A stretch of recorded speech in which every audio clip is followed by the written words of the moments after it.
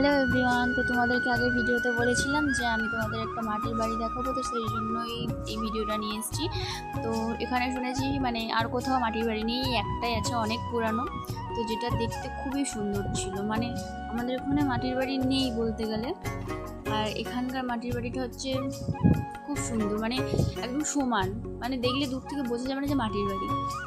পুরো একদম সব কিছু সমানভাবে ওরা সব পরিষ্কার পরিচ্ছন্ন তো করে রাখে। আর সব সময় দেখো একটা অন্যরকম দেখতে লাগে। মাটির বাড়ি কার কার ভালো লাগে তোমরা সবাই একটু জানিয়ে দিও, আমার তো খুবই ভালো লাগে। আর আমি এরকমভাবে ঘুরে ঘুরে দেখছিলাম মাটির বাড়িটা। তো এটা আমার মাসির বাড়ির পিছনেই বাড়ি। এই দেখো, তোদের একটু ঘরটাও শেয়ার করছি, তো ঘরটা ভাবছি দেখি একটু, ওই ঘরটা দেখছে। দেখো ঘরটা কত সুন্দর, মানে পুরোনো দিনের ঘর যেরকম হয়।